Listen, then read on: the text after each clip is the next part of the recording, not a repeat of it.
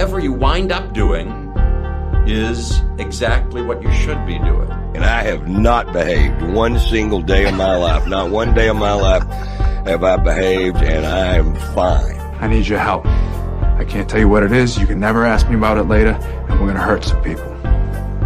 Whose car are we gonna take? Whatever you wind up doing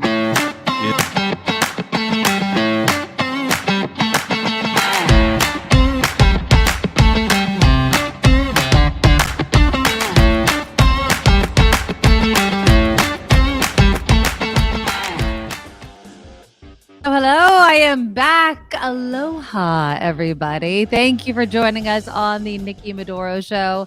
I am Nikki Medoro, back from my fabulous Hawaiian vacation with my family.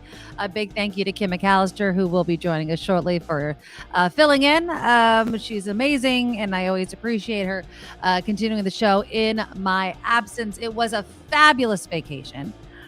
Probably after her news report in about 25 minutes or so, I'll have some pictures and a video to show you of my trip and some of the many places that I ate.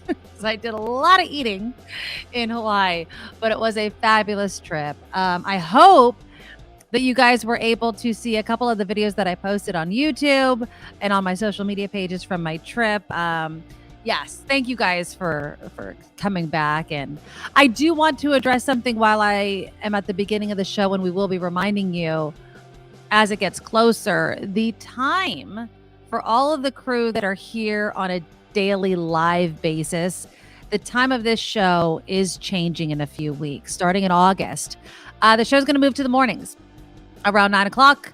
It'll be about 2 hours still, and it'll be right before Mark Thompson. And so the people will be the same. Kim McAllister will still be here, as well as on Mark Thompson's show, because she's a rock star. I'll continue to remind you guys, but just kind of setting it in your head that this is going to be the last month that we're going to be doing it in this time slot. But of course, 90% of you watch this show on replay. And that's the great thing about YouTube, is that you can watch it whenever you want to. But I know our community that joins us here live every day is growing and growing. And so I just want to kind of give you guys a heads up, because I want to see you guys still in the morning. All right. So before we get to what we are talking about today, which is a lot, I want to get into the Dolores Park Hill Bomb non-sanctioned skateboarding event. Basically, it's a bunch of people, skateboarders, bombing down this hill that's very steep. And it's been happening for years, but police were cracking down. And then there was this huge protest yesterday. And I want to kind of get into, is the pendulum kind of swinging the other way? Is this an excessive use of force? Or, are police kind of just done? And I'm not, I was going to say like being nice, but I'm sure that many people are like, when were they nice? But it's not that. It's just, are police done letting the quote unquote little things slide, right? So we'll get into that to start off the show. Also, in my neck of the woods here in my hometown of San Jose, I know 4th of July was last week, but the guy that was arrested for having I think 1,000 pounds of fireworks, he's actually speaking out. And I want to play this for you again under this umbrella of enforcement and rules and laws. And are you happy, or are you very concerned about kind of the enforcement that's happening? A funny story to end the segment, of course, will be about people who move to other states and immediately start hating on California, which you all know is one of my pet peeves. In the second part of the show, a South Bay psychiatric hospital is closing. A facility is closing, and it's for a reason that I keep sounding the alarm on. And I feel like it's falling on deaf ears, and we really need to address it, not in a few weeks or a few months. Now, we need to start a public service message now to get people involved in this really growing problem. And then along the lines of mental health and therapy, I want to debate two kind of celebrity stories, but I feel like they really can happen in everyday life to anyone, whether you're a celebrity or not. One of them has to do with actor Jonah Hill. The other has to do with actress KeKe Palmer, and what their ex and current partners are saying about them on social media regarding how they look and the hypocrisy sometimes involved in all of that. I do want to touch on soccer star Megan Rapinoe announcing that she's going to retire. And then, of course, the back and forth between Elon Musk and Mark Zuckerberg continues. And it's absolutely hilarious. I just have no idea where this is going to end, but it is cracking me up. All right. So before we get to all of that, you guys, please click the thumbs up button to show your support of the show. We really do appreciate it. And the super chat is live. It is a way for you to support the show, support myself, and to support Kim McAllister. So just look for that $sign and you could throw us a super chat, a super thanks, a super comment that we will read on the air. And then I do read the ones, obviously, if it's coming during the replay. I do go back and read all of the comments that are sent to us. And we always appreciate people throwing us some money and some financial support for the show because it keeps the show going. But the number one way, and a big thank you to all my Medorables, is to become a monthly Patreon subscriber. So just go to theNikkiMedoroShow.com. Our Patreon link is there. It's needed because without the financial support of each and every one of you, we cannot keep this show going. We're just going to have to find other ways of making money. And as you guys know, I do split my time between this show and San Francisco because it's expensive to live in the Bay Area. And this show is 100% crowd funded. So it's you guys and your financial support that keeps the show going. I really appreciate it. The PayPal email's up there, theNikkiMedoroShow@gmail.com. And of course, the Nikki Medoro Shop.com is up there as well.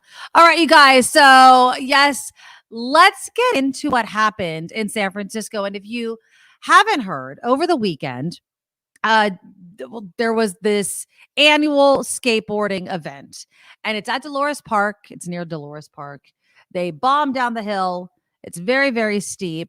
And this year, the police just weren't having it. Many news reports, but our friends over at ABC7 did a great job doing that. I want to just play you a little bit. And as we're watching this news report, I want you guys to tell me, have police gone too far, or is it about time? And are these the type of events you want to see enforcement on, or does it not even matter? So let me know in the comments. And again, this news report, thanks to our friends over at ABC7 News. No justice, no peace. Dozens of protesters marching to San Francisco's Mission District Police Station. That level of use of force is absolutely unacceptable in San Francisco, in a public park, in a gathering of teenagers. Jeffrey Kwong is the president of the Harvey Milk LGBTQ Democratic Club, and he's referring to this scene Saturday night. Police officers in riot gear moving in to disperse a crowd of hundreds of skateboarders who took over Dolores Street, spraying down Muni Metro streetcars and a Muni bus with graffiti, police urging them to disperse. For a situation to escalate with, teenagers getting upset with the police, right, it means that the police were really close. And so if they had been in the background, right, that would have been a whole different story, right? I work closely with youth, and I was horrified when I woke up this morning hearing that there was about 81 youth under the age of 18 that were detained. Police arresting 32 adults and citing 81 juveniles. Chief Bill Scott in a statement saying, "This dangerous and unlawful behavior put members of the public and our officers at risk of serious injury or worse. This behavior will not be tolerated in our city, and I thank our officers for taking action to hold those accountable who brazenly engaged in reckless and dangerous behavior. Thankfully, there were no serious injuries." And SFMTA saying none of its staff or passengers were injured, de-energizing the overhead lines to avoid what they called a very dangerous situation. San Francisco Supervisor Dean Preston taking to Twitter denouncing the police response, writing, "Armed in riot gear, they issued dispersal orders, threatened tear gas, and then arrested, zip-tied, and detained many children for hours." We demand accountability. I think it's an egregious use of force. We condemn it. We want an investigation as to who made the orders in ordering this aggressive police action. Tara Campbell. All right. So here's my question, and let's welcome Kim McAllister to the show. And aloha, Kim. We'll be talking. Aloha. We'll be talking about the trip after the bottom of the hour news. But I know that you have heard of the news story. We've heard about the Hill Bomb skateboarding event. It's been going on for years. But here is my question. Has the pendulum swung too far for San Francisco police. Is this the type of event where you expect to see police in riot gear, zip tying kids, threatening tear gas, or yes, that it's these little things, these little messages of, okay, I know it's against the law, but we'll let you do it, that needs to stop. No, listen, when you are throwing firecrackers, glass bottles, cans, things at police, I don't care how old you are. They've got to restrain you and set you aside so they can collect all the other people who are doing the same thing. That's a no. I mean, so you want to go skateboard down a hill. All right. But when it devolves into this type of riotous behavior where you're throwing things at police officers and causing general mayhem in the city, I'm sorry, but that crosses a line and you've got to be stopped. So what to do? Exactly. And the thing is I feel like some people are saying, look, this event has been going on for years. Yes, it's not sanctioned. And I saw somebody in the comments also mentioning, like, why don't they just get a permit to do it legally? There is this kind of, it's because we don't have the permit. It's something that we just do. It's this tradition that people like about it, but also draws, I think they were saying at least 100 or more people to this unsanctioned event that people get hurt every single year. I think it was last year or the year before. There was video after video of kids' heads, because some of them aren't even wearing helmets, bashed against the street. And now all of a sudden police are supposed to say, well, that's your own risk. You want to do it. And I just don't get it. There was one year that a skateboarder and a bicyclist collided. One person, I think, didn't survive that. Another one ended up in the hospital with a very critical head injury. And I was talking to Mark Thompson earlier. He said in one case, there was a lawsuit and the person actually won against the city of San Francisco and collected money for that. So I don't think you can give a permit for this type of event. I don't think you say, you don't give a permit to an event where people are rocketing down hills on skateboards knowing that someone could be severely injured. Yeah. It's not like the X Games where there's ambulances standing by, or there's, there's paramedics and doctors waiting to help, or, maybe there's a soft landing or a big pad where you're supposed to land. That's not what this is, right? No, it's not. And again, so let's see, back in 2022, or at least in 2020, they put dots, the bumps on the road, to try to stop the skateboarding from happening. Somebody was hit by I think this one was hit by a car or ran into a car. This is nothing that we should just turn a blind eye to. On the other hand, I know that skateboarding has its history, and a lot of people are saying, oh, don't skateboard here, and so it can kind of send the message that way. But as far as policing and rules and laws, this is where I think you lose people that may support skateboarders and wanting to have these kind of free events and, these grassroots events where kids can have fun and they're not, quote unquote, doing anything wrong. On the other hand, if police are there and they tell you, look, you can't be here, you can't do this, and you flip them off, you start throwing fireworks at them, throwing bottles, what is the message that you're sending back to them? It's not that you want to have a safe event, that yes, it's not sanctioned, but no, you don't care about the rules and the laws. And even when those that are supposed to enforce the public safety, you tell them to F off. So I'm kind of siding with the police, although I don't like the look of, 12 to 17-year-olds being zip tied. I don't know. It's a tough one. What do we do in situations like this when one of the biggest stereotypes right now about San Francisco and the Bay Area as a whole is its lawlessness? Nobody's following the rules. The police have no control. And so I do think that there was a message within the San Francisco Police Department is like, go out there and you're going to tell these kids and everybody that's supporting them that, no, this isn't going to happen. And if you continue to do what you're doing, there's going to be a consequence. Yep. And, and that just has to happen. It sucks because I like, kind of these grassroots events where people within a community do stuff.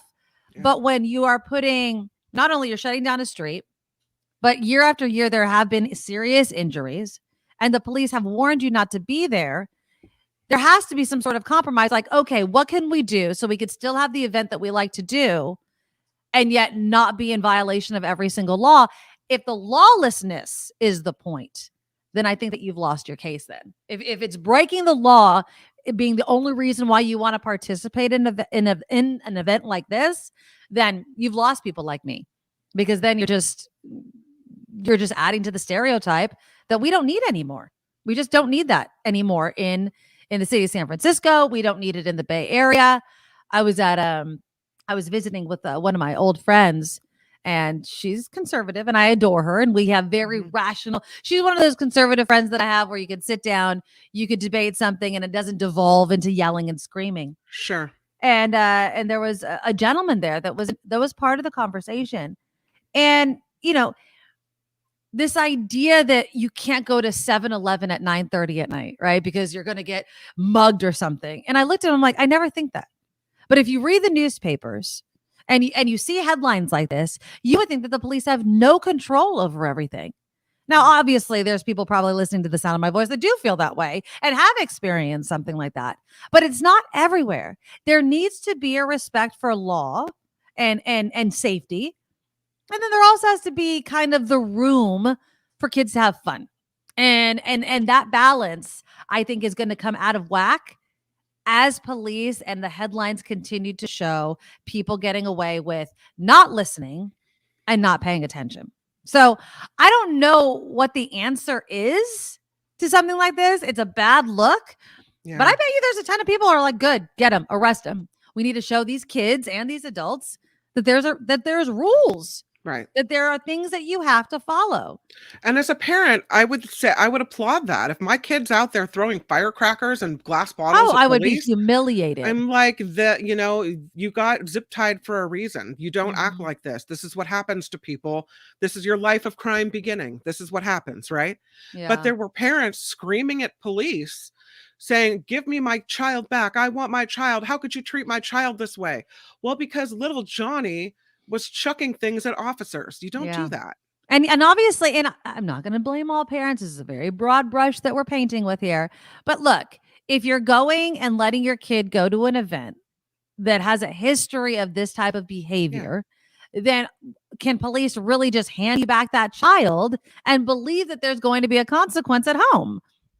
I mean, that you're not exhibiting any sort of behavior that would show them that. Now, Angel in the Bay Area says police demanding disbursement is wrong. Sure, the numbers were high, but it's also a wake-up call on aggressive policing. Okay, I hear what you're saying a little bit, but look, when police show up and tell you to disperse because 1, you don't have a permit, 2, it's unlawful, that is their job. And they are supposed to enforce the law. The city has been sued in the past for the same event, right? So for they people have getting to do hurt it at the same event. Yeah, exactly. And so it's not aggressive policing if when they first show up and tell you to just put up barricades and the kids are taking the barricades away, right? It's okay, if you're going to escalate it, we're going to escalate it. And if you're going to continue to escalate it, then we're going to continue to escalate it. And that's the problem, is that all of a sudden the police escalate. Now, do I think tear gas is needed? Do I think that different forms of enforcement can be used? Of course. But look, it's not as if we're talking about a bunch of angels. And I will tell you also this, and I might get vilified from my liberal bleeding heart friends out there. Taking to the streets and no justice, no peace chants, it bothers me in this situation because there are true causes that require chants like that. Your right to skateboard down a steep hill unlawfully and without a permit does not come under that category for me. And so you are, in my opinion, diluting like civil rights, justice, peace protests to skateboard. Now, if you want to be like, well, it's our right to do this, that, and the other, fine. But let's not act like somebody lost their life at the hands of police or there was an unlawful killing or something like that. Let's really take this situation for what it is. A bunch of skateboarders like this event and don't want to be told what to do. Okay, but there's a consequence for that. There's a consequence for that. And look, you guys know I'm a bleeding heart. But, when they're like, oh my God, you guys were being aggressive too. Okay? So let's not pretend that it was aggressive police and angels. All right? You were told to leave. You didn't want to. People are jumping on muni buses, spraying graffiti, throwing bottles and fireworks. Consequences for your actions needs to happen. That was out of control. Yeah. It's insane. Karen says taking over a public street is so wrong by cars or skateboards. Let's see. I just want to read some of these before we go on to the other guy. A grown adult, mind you. In just a moment, I'll tell you, who made quite the excuse for literally breaking the law. Randy says, it reminds me of some of the disruption that used to take place with the bike rides in San Francisco. Do those still take place? Critical Mass on Fridays. I don't know if Critical Mass still happens, Kim. I think it does. It's like on the third Friday or something like that here. And I know it happens in the East Bay, but here in San Jose, there's San Jose Bike Party. But that is known by police. There's rules. I mean, they bring porta potties. Like, it's not saying it's never gotten, out of control with fireworks or anything, but it's definitely more organized. Ms. Organic says it's like 420 at Hippie Hill, which was a rogue event at first. And as it grew, it became more organized. So yeah, if these people that want to do the Bomb Hill thing, get organized. If the point is to skateboard down a kind of dangerous hill, get it sanctioned, get waivers, work with first responders so that people are safe, and also hold people within your own community accountable. The same as I say about bad police, good cops taking control and calling out bad cops. The same has to happen within communities like this. When people within your community are jumping on muni buses and spraying graffiti, you should call them out. Like, you're ruining this event for us. We are going to be judged by your actions. And if you don't want to be judged by the worst amongst your group, hold them accountable. Yeah, Chris, destroying public property will surely win a sympathy. Sarcasm dripping from that comment. Karen says the police needed to try to nip it in the bud by making an overly strong statement. I wouldn't even say it was overly strong. I think they did give him a warning. Putting up the barricades was definitely part of that. And they didn't want to listen to them. They just didn't want to. Now then there's this guy. Now, this again is in my neck of the woods in San Jose. And I know that 4th of July was last week. But apparently this guy is like the head guy in this area for illegal fireworks. And he spoke exclusively. So thanks to our friends over at NBC Bay Area. He spoke exclusively with them about his motivation behind it. And I kind of laughed when I was watching this because make it make sense for me, people, because I just feel like he doesn't, again, grown adult, he does not want consequences to his own actions. Espinosa clearing a lot last year on Wilson Way, where Alviso has been waiting years for a new park. City Hall fought his unauthorized work, but Espinosa carried on anyway. Now the 49-year-old has a different legal battle. Espinosa was arrested July 2nd for possessing and attempting to sell illegal fireworks. Police say officers seized more than 1,000 pounds of fireworks from his storage unit in Milpitas. But Espinosa emphatically disputes police claims that the fireworks are dangerous and their claim that the seizure saves lives and property. He says the fireworks were the typical kind you can buy at fireworks stands in other states, and says part of his arrest is because of his ongoing fight over the Alviso Park. Tonight, he's out on his own recognizance. And I want to be celebrating the 4th of July, and I do it with fireworks. But they're technically illegal here. They are illegal, and we're hoping at some point we can get them to change the law so they're not illegal. Espinosa also acknowledges he spent several years in prison starting in 2017 for a similar fireworks crime, as well as a domestic violence charge. But he says that proves his point. Fireworks went on without him. I'm not some main guy in Alviso that brings all these fireworks to Alviso. Espinosa also said any money he would make selling the fireworks would be used to fund the stalled park project. Just so I'm clear, were you planning to use the money you raised from these fireworks for this project? That's the whole goal.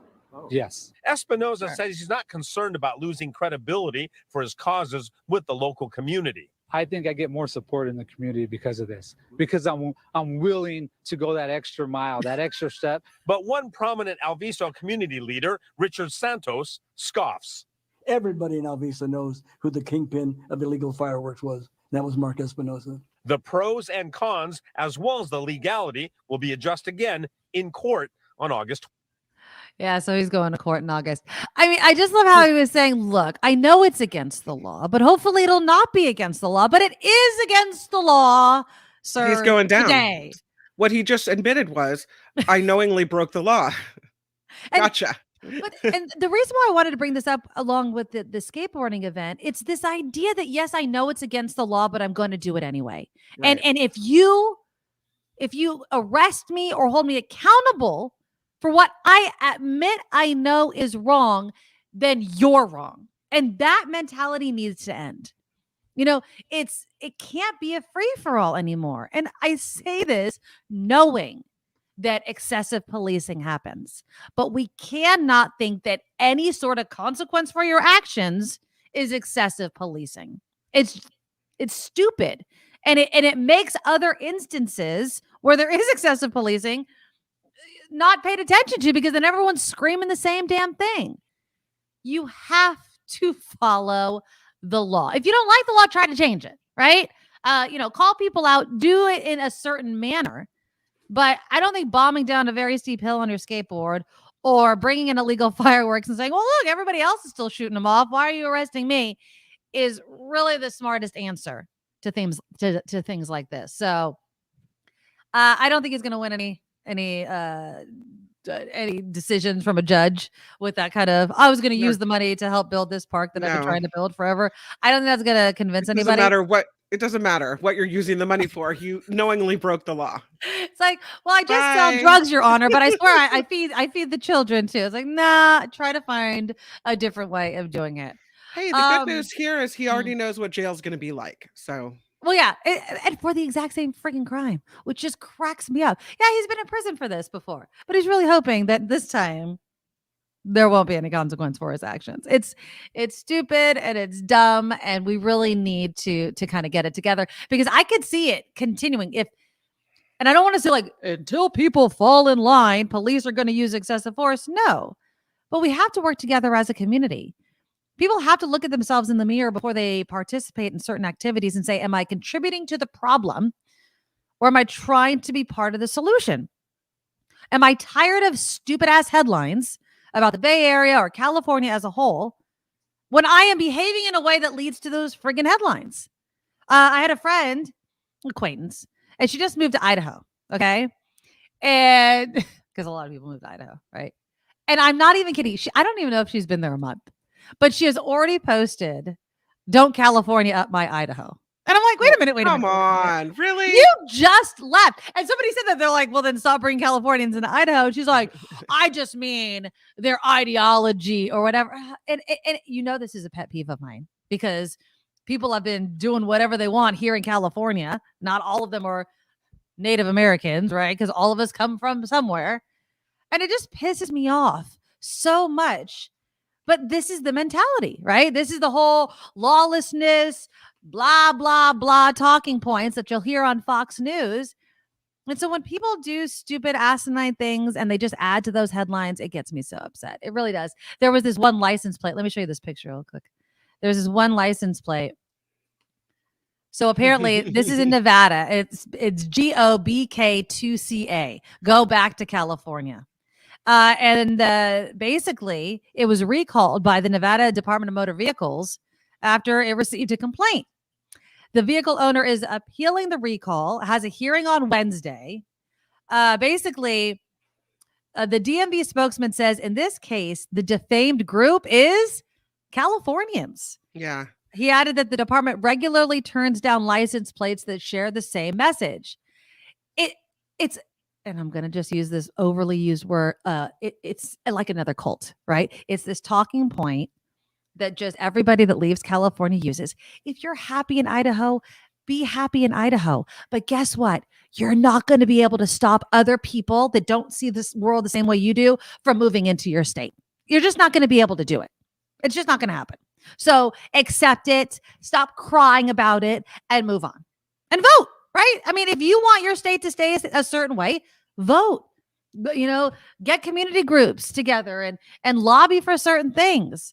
But license plates, Facebook memes, it's stupid. And it's never going to happen. I mean, people have been moving since the dawn of time. And mainly it's just about housing prices, if you want to know. If you want to know the truth. People move because it's too rich to live in other states. Okay. So Kim's going to do some news. And when I come back, I will share some of my reviews and my pictures from my amazing trip to Hawaii. It was about 2 days too short. I think I need to always factor in travel time. You should still be there. I think we should all just be there, Kim McAllister, because I kept thinking of you because I know how much you love Hawaii. And I think, and I'll show you some pictures, but there were so many moments where I was looking at my husband or my kids. I'm like, it's like we're in a freaking postcard. That's exactly how I felt. It was so gorgeous and it was so nice and so relaxing. So I'll have some videos and some pictures to show you. Yeah, I feel like your first week, if you've never been there before, that's when you do all the stuff. Yeah. And then your second week is when you find your spot on the sand and just park it. And, be on the ocean, hear the waves, read your book and relax. Exactly. We did do a lot. Exactly. We did do a lot of relaxing, not enough though. And not enough activities either. I think we really tried to balance, but it just wasn't long enough. So all of those pictures are coming up right after Kim's news. Now, from around the world to up your street, the Nikki Medoro Show presents News Czar Kim McAllister. Well, let us begin with the White House. Why don't we? Because you remember the cocaine found at the White House? Well, there's still no official word on how that small bag of cocaine ended up there at the White House. Don Jr. came to visit, obviously, or it's Hunter Biden. It's two things. Democrats will say it was Don Jr., who's always been linked to cocaine, and Hunter Biden, who has always been linked to cocaine. Or here's the other part. People do cocaine that work in the White House. I mean, it's not that hard. Or visitors, because this is where the cubbies where you set your phone when you walk in. I could see somebody planting it there to stir this whole thing up. I don't believe that this is the biggest story that should come out of the White House right now, but it is quite funny. It's up there along the lines of, there's with sex all the going video on. cameras, it would be a little easier to track it down. But the Secret Service continues its investigation into who brought the drugs into the West Wing. They say they could wrap it up early this week. Agents found that powder July 2nd while President Biden and his family were away from the White House at Camp David. So it was somebody else. They were partying, Kim. President's away, the staff will play. I mean, it's not that hard. Whatever. Ukrainian President Vladimir Zelensky reportedly planning to meet with NATO leaders in Lithuania this week.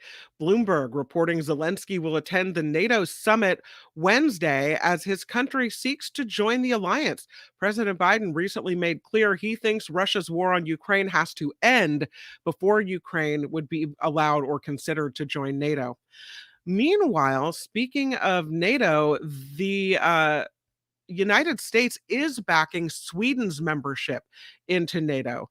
Turkish officials have previously blocked the move, accusing Sweden of supporting Kurdish militant groups. The State Department spokesperson Matthew Miller told reporters he believes Sweden has taken steps to address the concerns, and they want Sweden to be allowed into NATO. That's an old picture of NATO. Kind of cool. The Marine Corps is without a leader for the first time in 160 years. Commandant General David Berger officially retired today, leaving his assistant commandant as acting leader until he is confirmed in the Senate. But Republican Senator Tommy Tuberville of Alabama has a hold on Pentagon nominees over its abortion policies. So how long is it going to take to get a leader of the Marine Corps in charge? We don't know. I have a bunch of pictures of this. Let's talk about no bail first. Some Los Angeles officials are saying that the reinstatement of the zero bail policy will result in a spike of violent crimes. The policy drops bail to as low as 0 for suspects accused of misdemeanors and nonviolent felonies. It comes after a Los Angeles judge ruled that holding people who can't afford to pay cash bail is a violation of their constitutional rights. A study found suspects released without bail reoffended 70% more often than people who posted bail. Even the rapper 50 Cent chimed in, posting that the city is finished with that policy. I got a lot of pictures to show you on this one. This is in a community called Rolling Hills Estates in Southern California, where mandatory evacuations are in place for the homes here. Los Angeles County fire captain saying a dozen homes were impacted by this landslide that happened Saturday night. 16 people displaced. Los Angeles County Fire confirming several of the homes next to a canyon caved in and were destroyed. Southern California Edison has cut power to the area. SoCal Gas says no gas lines have been ruptured, no one injured. But check out the damage. That's one house. Here's another. And here is yet, wow. Like 1 minute your house is fine. The next minute, boom. And there was no warning or anything like. It was it was a landslide. They say it was a canyon that caved in. But And the landslide, like nobody knew that the ground had been shifting. There wasn't No. a storm or anything, right? Doesn't seem like there was no, well, it may have been related to winter storms, weakening, Right. whatever, but no like creaking, no sound first, no, it just 1 Wow, minute that boom is and then scary. yeah. Ozzy Osbourne is pulling the plug on his Power Trip Festival in Indio, California in October. The Rock and Roll Hall of Famer citing health issues, saying on social media his body is telling him he is not ready yet to do that. Ozzy was scheduled to top Power Trip Saturday night alongside AC/DC, but that will not be the case. This is kind of a strange story. And it, nowadays it just doesn't seem like that big a deal. But a new book about the Kennedys claims former First Lady Jackie Kennedy knew about a marijuana plant on the family's Cape Cod property back in the mid-70s. Say it ain't so. White- So there you go. White House by the Sea details a time when an assistant saw family members messing around in the garden, so she investigated and discovered the pot plant. The book goes on to say Jackie O told them to keep the issue quiet after promising to get rid of it. Oh, yeah, I'm sure they did get rid of it at harvest time. There you go. Sure, Jackie, no And problem. lastly, a super fan of the Kansas City Chiefs is under arrest again. Xavier or Javier Babudar would dress up as a wolf and was known as the Chiefs-aholic. Well, he's accused of robbing an Oklahoma bank on his way to see the Chiefs play the Texans last year in Houston. He skipped bail. He's been on the run ever since. The FBI says the 28-year-old was caught Friday hiding out in the suburbs in Sacramento, California. Oh, wow. He's now being linked to several other bank heists and is accused of laundering money at casinos across the Midwest. I mean, if you're going to go down, of course, go down that way. I'm Kim McAllister, and this is the Nikki Medoro Show. Thank you, Kim, and thank you, Kim, for stepping in and doing the show when I was gone. Absolutely. It was absolute paradise. I mean, so I have some great pictures. So this is my Jefferson Graham would be proud of me picture because I waited until the sun went down. All right. Okay, so let me start at the beginning here. And so if you're just joining us, I was in Hawaii all last week. It was way too short of a trip, like I mentioned. I wanted to stay 2 days longer, but we did get to do a lot. So the first thing we did when we arrived, which I said I was going to do, was we went to the food trucks near Costco. Here are my kids. They were not feeling adventurous just yet. So it was like burgers and tater tots, but I was like, whatever. I had my drunken noodles, which I forgot to take a picture of. So that's just my plate after I'm almost done eating. James, my husband, he ate at this shrimp food truck. Like that looks bomb. I will only give this one food review. Okay. See that delicious sauce? Yeah. It's over-shelled shrimp. So, and that's common. So you have to like lick the sauce, then take the shell off and then eat the shrimp.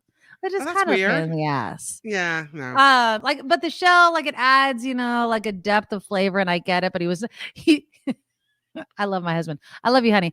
I'm totally gonna call you out. He was so excited to eat it, he just shoved the shrimp in his mouth, and then he realized that the shell was on it, so he had to like spit it out. It looks like that's part of a traditional plate lunch, though. You got the mac salad, the Oh rice, yeah, and the meat. everything. Mhm. Absolutely. So then we ended up staying at the Fairmont Hotel. And the first night, my brother and his wife and family, they were exhausted. We were exhausted. So we ate at the Fairmont. This is my son trying escargot for the very first time. Fancy. It earned him $100. So my husband, it is like he throws out $100 like we're made of it. I'll give you $100 if you eat it. I'm like, $100? Like $20, $25. Why do you offer? He ended up doing it. This was his face. He was not quite sure, but he did eat it. He said he'd never eat it again, but he did eat it. It was really. This was my dinner. I had the scallops and some like ravioli thing. It was bomb. It was really, really good. It's expensive. It is expensive to eat in Hawaii. So this was our first breakfast the next day. Cheese Danish, and then my husband and I shared like an everything breakfast bagel and a coffee. I mean, I think we spent like $40, $50 if like we tipped him or whatever, which is way cheaper than the other breakfast that I forgot to take a picture of. You need to do fruit in Hawaii in the morning. It's like the perfect fruit. Yeah, except I'm not going to good. be paying out the ass. The buffet at this place. I mean, I want to say you it was stayed like at a $100. Fancy place. That's the Fairmont Kealani, right? That's pretty pricey. It was, so that's why we always went to the Market Cafe and got breakfast and coffee. And I'm not much of a breakfast person to begin with, but I wanted to eat breakfast so that it would tide me over. Right. But I'm telling you that the picture I didn't get from one of our breakfasts that we got room service, like our fourth day there, the short rib Loco Moco. Oh my God. I don't think I can ever have Loco Moco with hamburger ever again. No. It has to be short rib. It was so freaking good. All right, so let's see what this next one. Oh, so our first full day, we went to Fleetwood. So that's Mick Fleetwood, Fleetwood's on Front Street. It was very, very good. I took a picture of the menu. It's very small. And that's in Lahaina. Yeah, it was in Lahaina. Yeah. It wasn't that large of a menu, but I ended up well, these are my cocktails because I got to show you all my cocktails. That's my daughter and my niece in the background there. I had like this ginger mule thing. It was really actually quite delicious. And then I had this. Now, it's supposed to have macadamia nuts and pineapple on it. I was so hungry. I didn't realize that I got my other nieces that didn't want the pineapple and macadamia nuts. And I had eaten half of it. And they were like, oh, that was supposed to go to her. I'm like, yeah, too bad. It was friggin' delicious even without it. They brought me the extra stuff anyway. But that was really, really good. It was like a poke bowl. There's some rice, seaweed salad. I think that was like cucumber. You pretty much ate your way through Hawaii. This is my God. That's I told you. That's all I wanted to do was eat. And then as we were leaving, I had to stop at Ululani's Hawaiian Shaved Ice. If you guys what? Oh, you gotta. Oh, you got it. I was like, did I say it wrong? Ululani's, right? Yeah. Okay. I had to stop there. I was so full from Fleetwoods, but I promised you. And I didn't know if we were going to come back. And I was like, look, it is. I even Google mapped it. I'm like, it is 400 steps from where I am standing right now. I am going. And so if you guys look in some of my shorts on YouTube, you'll see the video that I posted from eating it. Now, I wanted to text you and I should have asked you what kind I got. I just ended up getting the Hawaiian rainbow one because it sounded delicious. But you told me I should have gotten the coconut one. Coconut should be one of your flavors because it's just so amazing how they don't use syrup. They make it from organic fruit every day. They're talking. Yes. And so it's a different experience. You think shave ice, you think, syrup, gross. No, right. This is completely different. They imported this special ice machine. So their ice is like the fine granulated. It's just, it's a whole different experience. Good. But coconut, and then our friend Terry likes the Lihing Mui, which is a spice on top. So yeah, there's a lot of different options there. And you can also get ice cream underneath and the red bean underneath, but Ululani's, and there's one in Kihei as well. And they just put one in California. I think there's one in Southern California, but a franchise just opened in Stockton. I know when you texted me that, I'm like, I guess if there's a reason. That's a weird spot. I'm assuming it has to do with like cheap buildings. I don't know how expensive it is in Stockton, but yeah. Karen, all of the things that I'm going to be showing have to do with food. Most of the things. I did do other things, but again, we did something every day, but we did not get to visit. We did not do the snorkeling near the crater. Although we did buy like the goggles, and we just went into the ocean, and the kids like looked under the thing and things like that. But yeah, let me go on my vacation trip. So Monkeypod was one of the places that was also recommended to me. With the Mai Tai and the lily koi foam. Yeah, so we went there. So it was in Kihei is the Monkeypod. Now, we did not have a reservation. We were starving. I'm just going to show you a picture of my family, most of my family, who are not happy. Anyone that's been on vacation knows we're done waiting. Like it was an hour and a half wait, and there's nothing to do around there. Like we looked at some of the little shops that were in this little shopping center, but that was about it. And it was a long, long wait. This was the Mai Tai. I'll be honest, it was okay. I'm not a Mai Tai drinker though, so but I'm glad I tried it. This was the menu. That was a Fleetwood menu. This is the Monkeypod. The Monkeypod Mai Tai, Kahlua organic silver and dark rum, Limehouse made macadamia nut orgeat. I don't know how to pronounce that. And then there's blue carousel. It was yummy, a little sweet for my liking, so I only had one. I did end up getting the bulgogi tacos, which were really good. I really did like those a lot. But yeah, it was pretty good. But again, it was one of those things where I went because everyone was saying, and when I was in the pool and we were talking about where to go, these two guys were listening to me and my husband, and they're like, yeah, you have to go to Monkeypod, but there's a long wait, but it's totally worth it. And I was like, okay, we're going to go. But I probably wouldn't go back. That's just my review. You might have liked it. I didn't care for it too much. Then we ended up the next day at Star Noodle. And this was your recommendation. I made it point like, we have to go. Got to make reservations beforehand. Hopefully you did. You know what was funny is, so our concierge that we used to kind of book the zip lining and things like that was also talking about Star Noodle. And she called and she said, because we're a party of 9, it's a pretty big party. And we were willing to be split up. They're like, just come in. Lunchtime is better than dinner. Okay. As far as trying to get sat.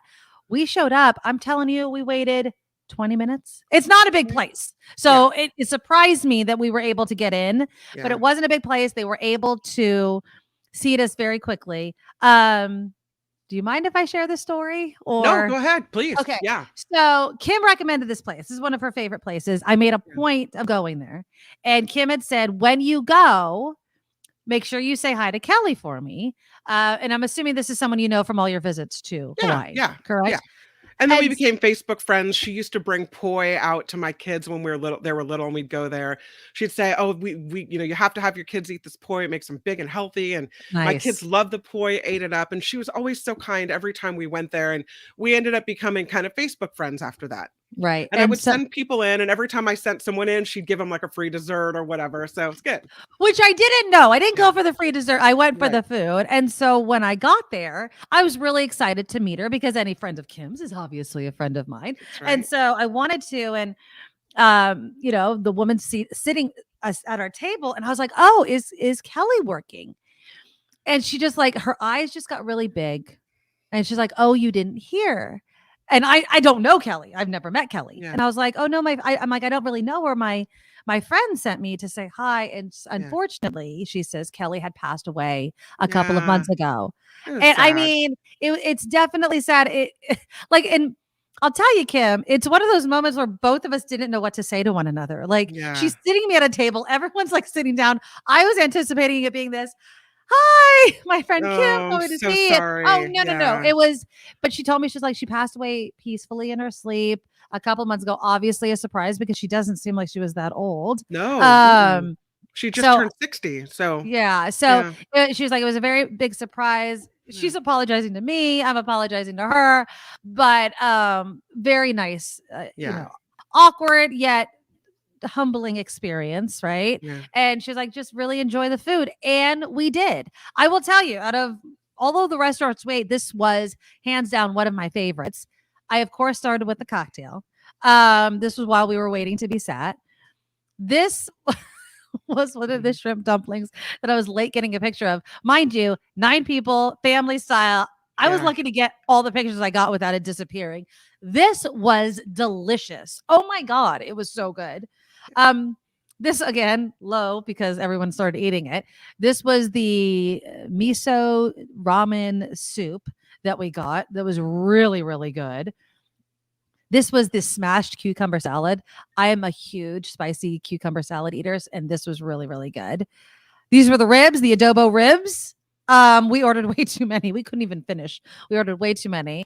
We got the pork bun, the pork belly bun. It was so good. There was more food. We got the garlic noodles. I didn't have time to take a picture before they ate them all. Did you get a picture of the where it is, like where it's situated?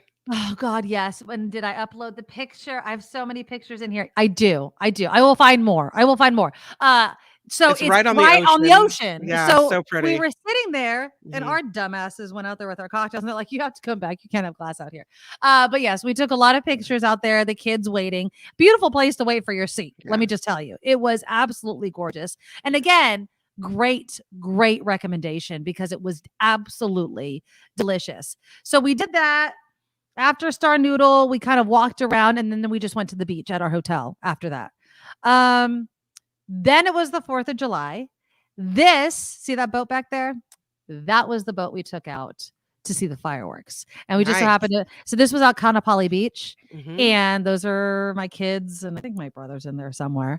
It was very windy though. Was it windy here on the 4th of July? Not really.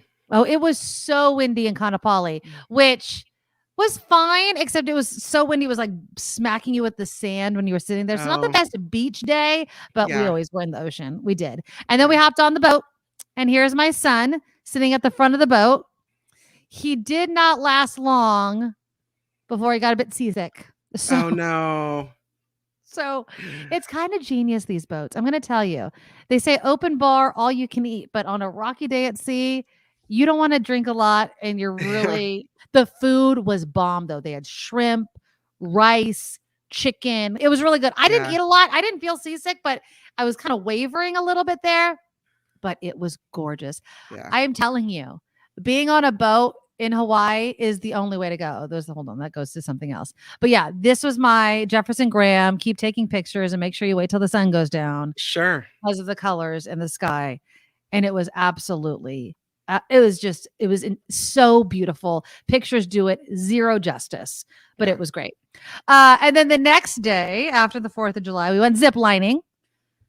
I think I have a video. So hold on. This is us. This is me and my husband and my kids all preparing to go zip lining. And what was fun about it was that it was short. It was like short and then it would keep getting longer and longer and longer. I have one video. I was having some problems uploading all these videos. I have never done this in Hawaii, so you have me beat. So what's great about it, and this was the picture, all of the zip line, lines were named after birds that they were trying to bring back from extinction. And some of them, they were successfully done. And so they were all named after these birds. And so you learned a little bit about it. I'll show you a video and you'll notice there's all these downed trees. These are downed eucalyptus trees because they burn so hot and fast that they're trying to down them and regrow different types of trees that are native to the area, which is really nice. So we had kind of a history lesson as we were doing the zip lining. All right. So here's a quick video. Don't laugh at me, people. All right. Because I was kind of scared.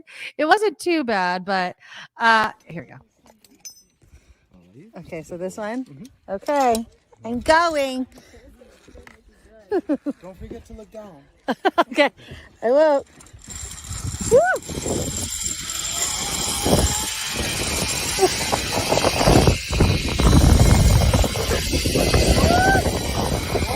go. Okay. I got you. Good job. That was scary You a were little moving bit. on that one. I know. Yeah. Okay, how do I get off? Right there on the steps. Oh, on this. So it was a very, very good time. Yeah. I want to go on a longer zip line. The funniest story from the whole thing is the very last zip line is what they call a pendulum zip line. So normally like you just saw there, they stop you and there's like a platform they unhook you. With the pendulum one, you pass the platform and you kind of go up. And then it sends you all the way back past the platform and you go back to the middle. And then they grab you by your foot when you stop again. And then they get you off. Well, my son was number one zipliner the whole trip. We were with another small group. And so the last one, the guy's like, I could tell you how to do it, or you could just kind of figure it out on your own. And Dylan, my son, was like, I'll go. Just send me. I wish I had the video, but he's not here right now. And it's on his phone. So they don't tell him that there's no platform or anybody stopping you. They don't tell him that there's a pendulum. So all of a sudden, he's ziplining and it's fast. I mean, you are booking it. Yeah. And he's like, you see his face like, oh no. And then all of a sudden you hear this high-pitched scream on the other. He's like, ah! And he goes all the way back. Best freaking memory ever. We had a ball. I highly recommend ziplining. I want to do one that's longer next time. Like really, really long. Now that the kids, because they never done it before. Well, my niece and nephew had. My kids had done little small ones. But I highly recommend it. It was so much fun. And we really did have a good time doing that. I read that there's a zip line. I think it's in South America somewhere where it takes you like 20 or 30 minutes. Where you gotta go above the canopy and you're like, you can look down and really see everything, but you're on the line for a while. Yes. I mean, I want to do, there's also one I saw and it's like this kid that's freaking out, but you go head first. Oh. And you're kind of like in this chute. I don't know how to exactly feel about that. I feel like I would feel out of control a little bit, but it was so much fun. I love zip lining. I mean, it's the easiest thing. All you have to do is step off and it takes, I guess it's cool for your view because you can see straight down. If you're hanging by your back and you're like looking down, I can see the appeal of that, but I kind of want to be like, if something snaps, I want to be able to reach up and grab something. Exactly. Yeah. Absolutely. Okay. And then finally, the last place we went to was the kitchen. I thought that was closed. No, it was not. Okay, cool. That's right near Kahului Airport. It's amazing plate lunch. Best plate lunch in Hawaii. Yes, it was so, and I love Hawaiian food. So there's a typical one that was like the mixed plate. I was just the teriyaki chicken. This one was mine. I had the teriyaki beef. It was very, very good, and it was affordable. Although I will say, my brother and sister-in-law got the Kalbi short ribs, and it was $45 a plate. But you get 16 ounces of them. And I didn't think they'd get through them, but they did. It was delicious. And then finally, of course, we went to a luau, which was really, really nice. Which one did you go to? Tiamo. I don't know. It was at a hotel. It was like down the row. We wanted to go to the old Lahaina one. Yeah. It was booked solid through the entire month of July. So we were not able to do that. Next time, I want to book it early now that I know that it books completely, because I told the lady at concierge, I was like, oh no, I went online to try and book it and it was all booked. She's like, let me try. I was like, oh, is your internet different than my internet? And she's like, oh yeah, no, it's completely booked. So yeah, it's much. Oh yeah. So Walter says it closed in, it reopened in Kihei. It closed in Kahului near the airport. Mm-hmm. I don't want to butcher. I'm terrible. I don't want to do that. So, but yeah, this doesn't like it. Deidre, really? Okay. I thought it was good. I mean, it's Hawaiian, like it's a Hawaiian mixed plate. I don't know. I feel like it's quote unquote typical Hawaiian fare, but it's an affordable, delicious meal, which is what I'm after. Mindy says, I remember a Hawaiian luau with a bit barbecue whole pig, head and all, a bit different, but very moist and good. The head got to me a bit. Yeah, that's typical what they find at luau's. But yeah, it was gorgeous. We had a great old time. It was not long enough. Yeah, Mindy. Yeah. Are you missing Hawaii, Kim? Yes, I am. Yes, I am. So that, my friends, was my trip to Hawaii. Do I want to go back? Yes. Am I going back? Yes. My parents are celebrating their 50th anniversary. I never got to go to the Maui Ocean Center. Okay. Yeah. The reason why we didn't do that is because we wanted to do the luau, which also sucked because we wanted to do that. But my niece, my oldest niece, she's like, I can't come to Hawaii and not do a luau. And we're like, fine, we'll do the luau instead of the Maui Center. and then she ended up getting sick. Oh no. I don't know what it was. It couldn't have been the food because we ate the same thing, but she got a bit of a stomach bug. Like she did not feel safe being far from her hotel room. Oh yeah. So she never even ended up going on the luau. So we're like, okay, well, whatever. But no, next time I definitely want to do that. But next time I want to stay longer. Again, not long enough at all. Chris is going to watch Elvis Goes to Hawaii movie tonight because of this. Yeah. What does it cost to go to Hawaii? An arm and a leg. Yeah, it's not cheap. It's not cheap. It's not cheap at all. Although, again, because we didn't do everything I wanted to do. Yeah. I didn't spend as much money as I was worried I was going to. But I didn't. I wanted to do snorkeling. I wanted to go to the crater. I wanted to do so many things. But next year, my parents are celebrating their 50th. And we're celebrating it again there. But it is. And I think if you go with a group of people and you end up in a condo or a house, it can be more economical. And you can make more of your food, like your meals and things like that. And so, I definitely do it. We're going to do it again. But thank you, Kim, for all the recommendations. It was absolutely keep that handy. Absolutely. Again. Yeah. She was great. She sent me like this whole breakdown where to go. And I wanted to go visit the baby. I wanted to go to all these things. My mom sent you recommendations. My sister came up with her. They're a really big beach family. Yeah. So they've been to every beach on the island and they sent you their beach recommendations. So I want to do it. Yeah. Next time I'm going to go. And I think with a bigger group, while on one hand it's fun, on the other hand, it's a lot of kitchen, like people in the kitchen type of thing. So, but yeah, we're going to have to make it to more beaches next time. All right. Kim's going to do some news and we're going to switch gears in the second part of the show. I want to start off by talking about this psychiatric hospital that's closing in San Jose. Yeah. And the reason is what I've been saying all along. It's that human infrastructure. And I feel like Newsom, and not just Newsom, the federal government needs to be sounding the alarm more on this. And then we're going to transition a bit into relationships and therapy. And have you heard about Jonah Hill? And he's being called out by his ex-girlfriend. And some people are saying he is misusing therapy terms to gaslight his then girlfriend, now ex-girlfriend. We'll get into that. We'll get into KeKe Palmer as well. And how much of a say should your partner have on things like what you wear and your social media platform? That's all coming up. Please click that thumbs up button to support the show. And here's Kim with some news. Now, from around the world to up your street, the Nikki Medoro Show presents News Czar Kim McAllister. Well, it was a bit of a visit for President Biden, who stopped by the UK on his way to Lithuania to head to Europe.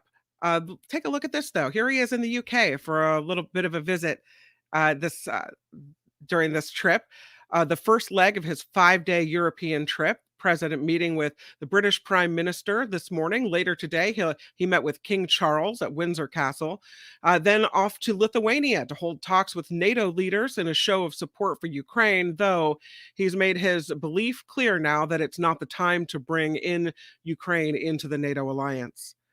Congress is back in session this week after the 4th of July break. The House members to address the $886 billion National Defense Authorization Act.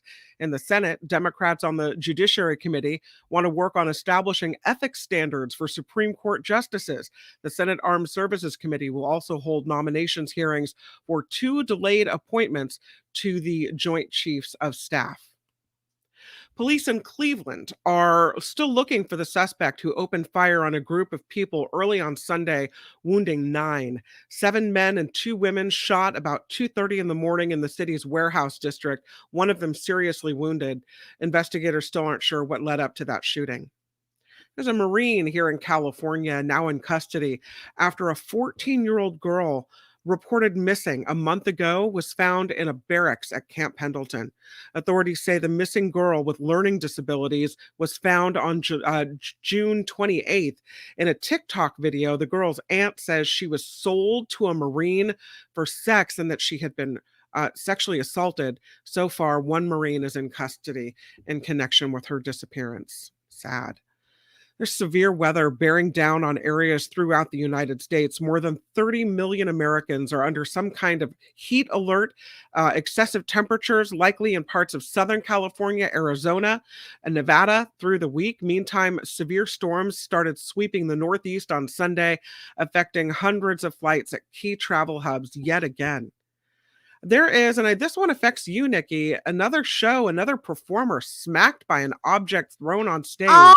No, I'm so mad. It was Harry Styles during his concert Saturday in Vienna, Austria. Styles was on stage when an unidentified object hit him directly in the left eye. Video on social media shows him stop, bend over, cover his eye before continuing on. Several artists have been struck by thrown objects in recent weeks as well. Remember, BB Rexa had to have stitches because she got hit with a cell phone.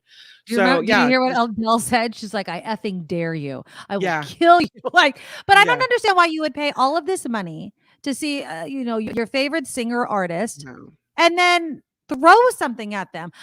When we talked about BB Rexa, I was like, oh, they throw their phones and then they can record I would stomp on your phone. I would break your phone. I'd have your ass arrested. You just assaulted me. It's so awful. That's awful. Yeah, and I was looking at video of that earlier, and people were throwing, multiple people threw things on stage, and things were landing at his feet, and it was almost like he was almost off stage when something careened, and I want to say it was flowers or something that fell to his feet, but he just immediately covered his eye. You don't know when you throw something, how it's going to where it's going to hit. So you have to be careful, and you're hurting the people that you've just paid hundreds of dollars to see. Right. It makes no sense. Nope. I'm Kim McAllister, and this is the Nikki Medoro Show. Thank you, Kim. I appreciate it. All right. So, what is the common excuse for why things are bad in this country? It's a mental health problem. Well, okay. I do believe that we need to treat mental health like we treat any kind of health of our body, right? I firmly believe, just as you go to the dentist twice a year, you should be able to see a therapist as a part of your insurance every month or every 6 months or whatever we can agree on. But we should be able to get our mental health in order. But we have a shortage of the human infrastructure. Not enough people are going into this field. NBC Bay Area just posted this story about a psychiatric facility here in the South Bay that is closing, and it's frightening. So here's a little bit of that news report. Mrs. Cray says she's received treatment more than a dozen times here at the Mission Oaks inpatient psychiatric facility, including after a suicide attempt. She says the center offered much more than a bed. It gave me hope. Alexis, who asked that we not show her face, says she was devastated when she learned the facility that helped her so much is set to close next month. It's heartbreaking for me knowing that other people in this area that are going to go through similar things as me are going to have less resources, and they're not going to have what I think is the best one. I'm worried that it's going to deter people from getting treatment, and I worry about the long-term consequences of that. HCA Healthcare operates Mission Oaks at Good Samaritan Hospital, which blames a staffing shortage for the closure, adding Good Samaritan has done everything in its power to staff the behavioral health unit, including a telehealth option. Unfortunately, in the post-pandemic healthcare ecosystem, we can't find qualified staffing for this unit. The closure would mean all of Santa Clara County, which has nearly 2 million residents, will be left with fewer than 200 inpatient psychiatric beds. State Senator Dave Cortese is concerned. We have push the issue over to the governor's office, letting them know, it's an emergency as far as we are concerned. They seem to share our concern, and we'll wait to see. So I just feel, hold on. Okay. Yeah. I just feel like when they're talking about not having enough staff to do something like that, that is not a fix that you can make overnight. You need to be educated. You need to be certified. You need to be trained. What is happening here with the pipeline of people getting into kind of these social services, psychiatric fields? Now, I don't know what it is. I was always under the assumption that if you went into these fields, it would pay you decent money, right? But I think the job in and of itself is so hard that people don't want to go into it anymore because you don't want to see people having mental breakdowns all the time. You don't want to see the violence and everything that happens all the time. But something needs to happen. And what I also don't understand is how we're closing the psychiatric facility because we don't have enough staff. And yet Governor Newsom thinks we're going to have enough staff to do the care courts and have a place for people that are having mental health problems to go. That's fine. You can have as many buildings as you want. Who is going to work there? Right. Who is going to go into these fields? And I've said this before and I'll say it again. Just as we keep promoting STEM and all of these things with students, we need to do the same for this.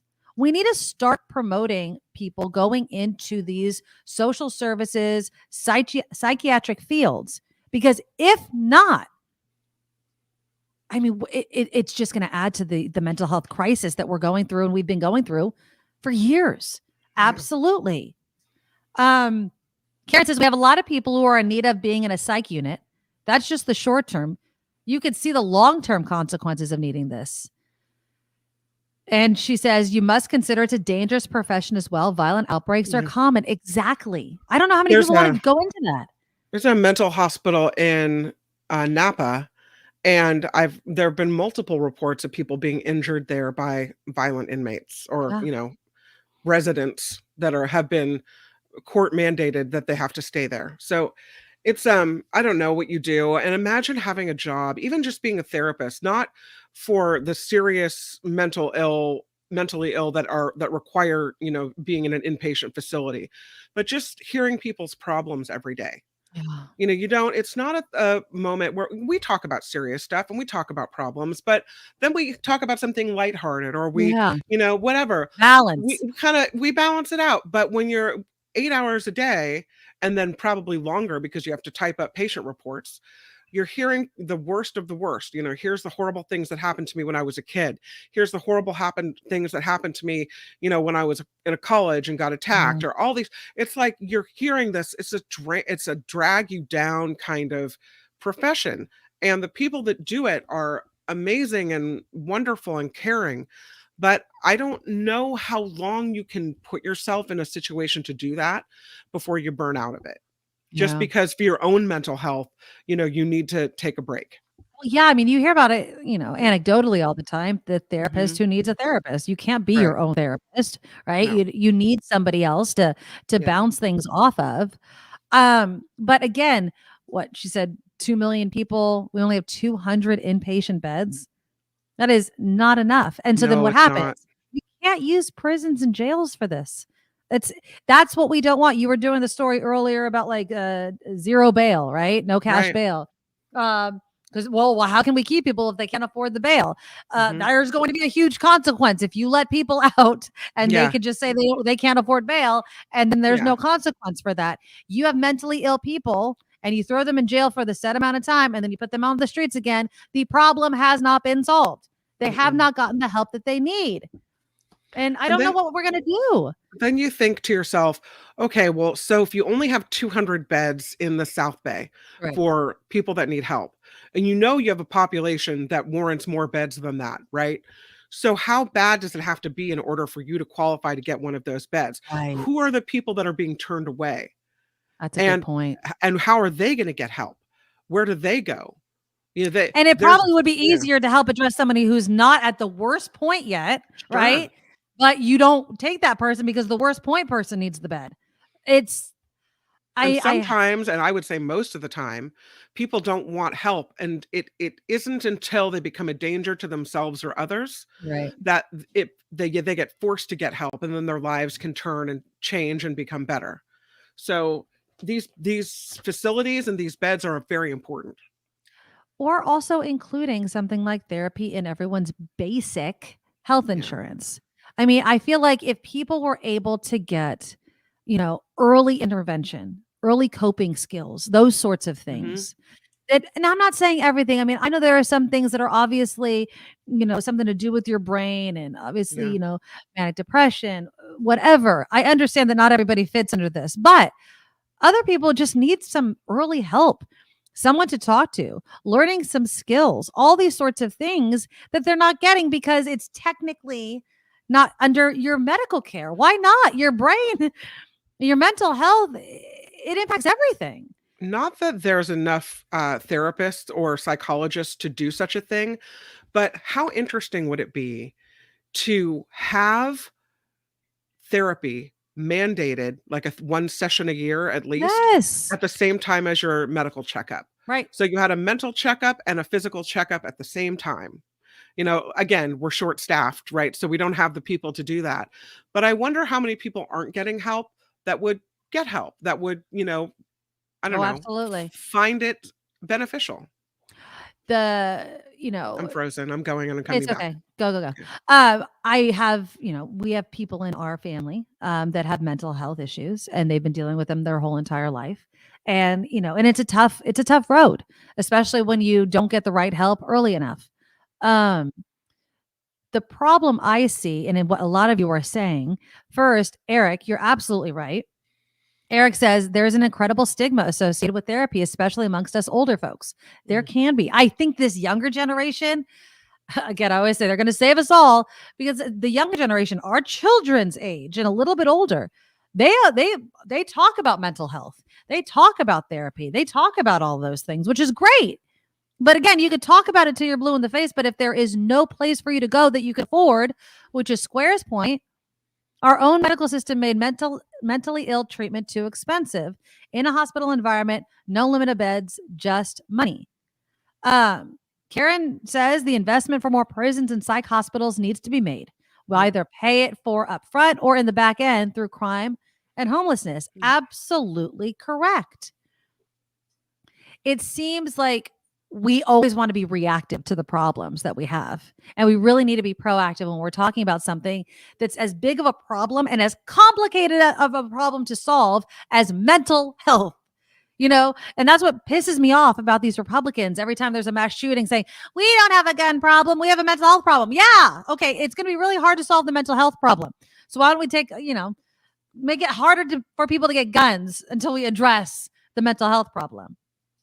Lori says a lot of therapists don't take insurance, and you have to pay and get reimbursement from your insurance company for policies that cover or used to cover only 50%, maybe 80% now, can't find a therapist. There's not enough therapists. When my daughter first found out that she had Crohn's, I was looking for one, not because just to deal with it mentally as a young kid dealing with this, Yeah.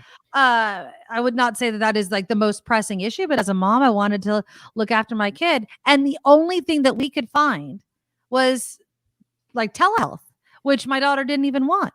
But if you wanted to speak face to face with somebody, there's a waiting list for that.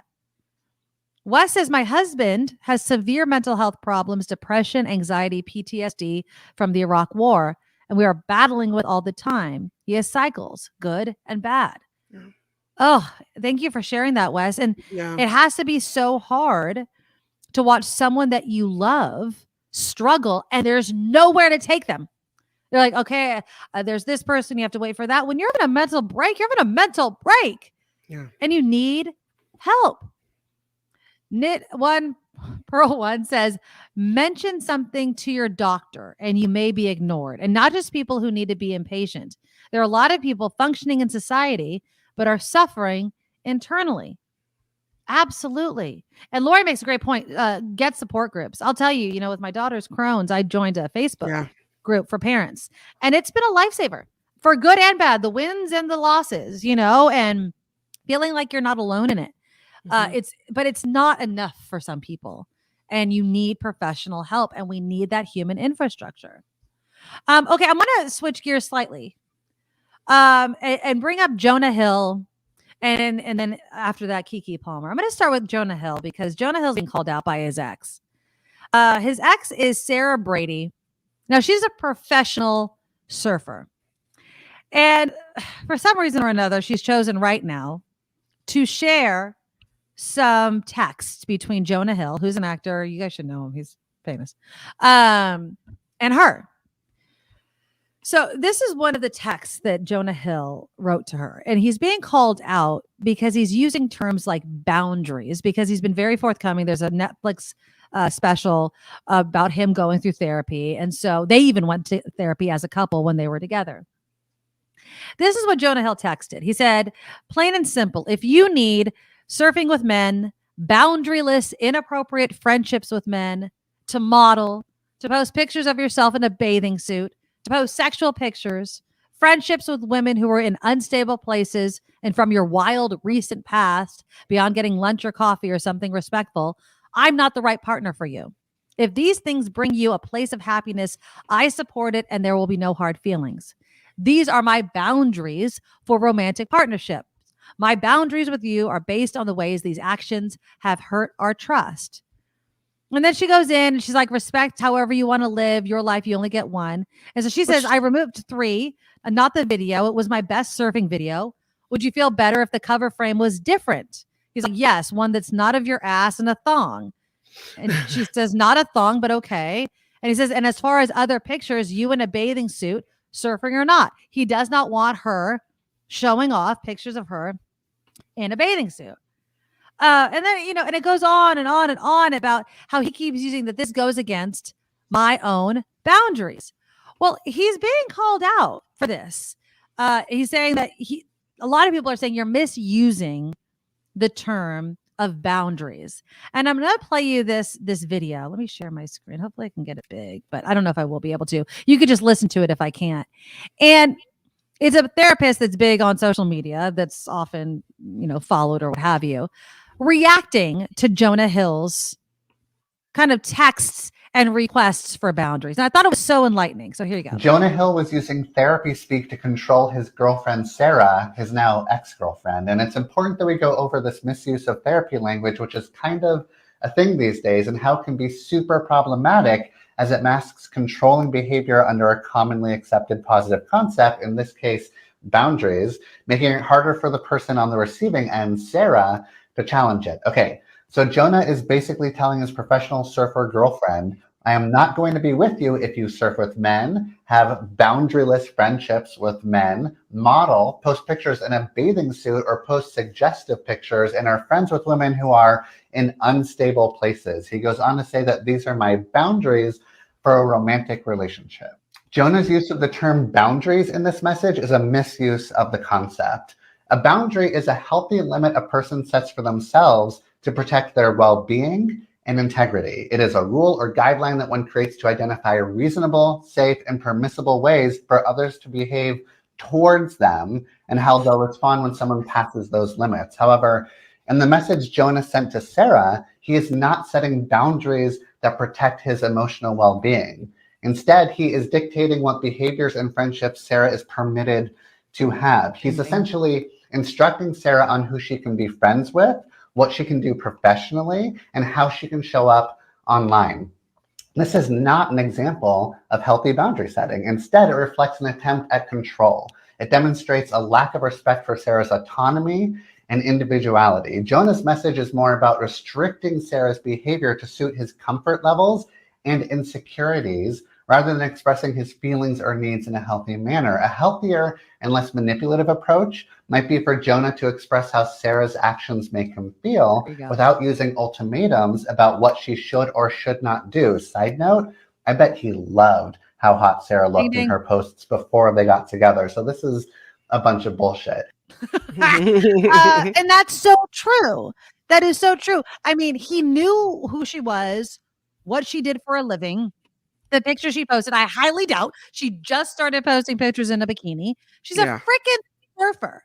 Now, this is where I was a little torn. Now, the reason why I wanted to play that therapist is because he really opened my eyes to what boundaries should be and what Jonah should have said. I like the fact that he ended by saying, look, I know you do this, but this is how it makes me feel. As your boyfriend, I'm beginning to feel really uncomfortable with people looking at your body this way. And I know what they're saying. I read the comments or whatever. I'm not knocking it. I know that you have no control over people's response, but it does hurt me. And I feel this way. And, you know, not make it on her like you're doing this to me on purpose. It's him and it's how he feels about it, which he's entitled to his own feelings. You cannot, regulate how somebody feels about a situation, but it's like he's blaming her for him feeling that way when that's just who she is. And if he feels that way, it's on him. Karen says, Jonah's speaking his mind. Aren't you supposed to in therapy and with a partner? He's speaking from his heart and mind. I wouldn't like what she's doing either. Okay, he is speaking his mind. It was between a text between him and her. And I'll also say this. I think it's kind of wrong, for lack of a better word, for her to blast him like this on social media with these texts. Mm-hmm. If she was really concerned about it, she could just tell him. And she's like, well, I wanted to do it after his now partner and baby mama just had a baby. Like, what is her motivation for doing it? Is she jealous? Does she still want Jonah Hill back? Because it seems really wrong, just for lack of a better word, to do this in this way. On the other hand, that's celebrity and Hollywood and all that kind of bullshit. But I mean, doesn't it show that they really, he really should have been out of that relationship?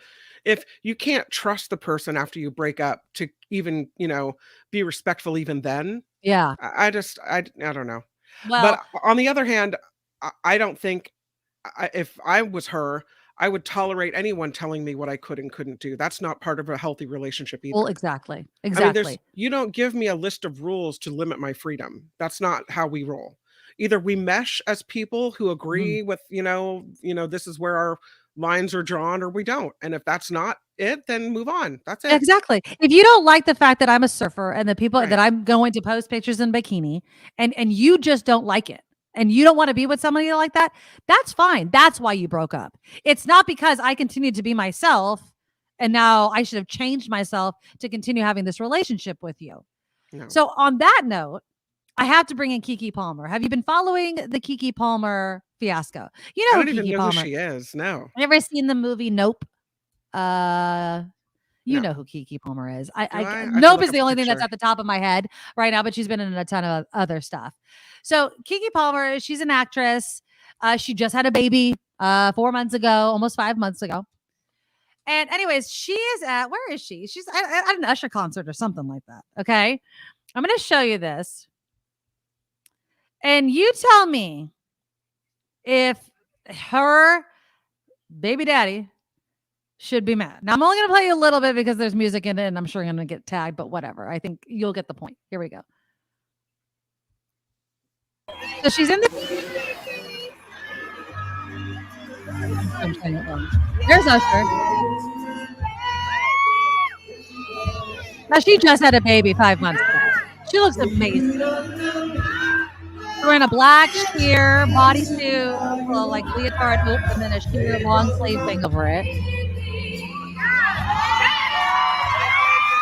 Okay, so this is the outfit. All right. Now, yes, if you took the sheer away, it's basically like a leotard, right? Yeah. And it's actually a thong. Whatever. Okay. But there's a whole sheer thing that goes over it. All Okay. right. So her man, Darius Dalton, does not like it. All right. And he posts on Twitter, we live in a generation where a man of the family doesn't want the wife and mother to his kids to showcase booty cheeks to please others. And he gets told how much of a hater he is. This is my family and my representation. I have standards and morals to what I believe. I rest my case. He knew her before he married her, right? Oh, Or God, yeah. before. Yeah. So he knew what her style was. He knew that she's in Hollywood. He knew she's a performer. He knew that she would, wore scantily clad outfits all over the place. Why do you think that's going to change just because you marry someone? Then all of a sudden you somehow have control to clamp down on what they can and can't do. Oh, yeah. Sorry. This is what you bought at the very beginning. This is not a person who's going to change. I don't know why people expect that. But this is the thing is, remember the therapist was saying, I'm sure Jonah Hill really liked his ex before they got together and how she looked in those bikinis. Darius Dalton posted this on social media after she had her baby with him. Now, this is just totally hypocritical. Y'all see this? Y'all see this work? So that is a video of her shaking that ass. And he posted it on social media. He was thanking his kid for giving her new assets. Okay. So apparently it's okay that he objectifies his girl and posts it on social media. It's okay that she's wearing skin tight, bouncing them cheeks, and he posts it. But let's be clear. What he doesn't like is that she's wearing that dress, looking that good, being serenaded by Usher, and he's not there. That's what I think. Is like, how dare somebody else other than me be able to objectify you in that way? And it's BS.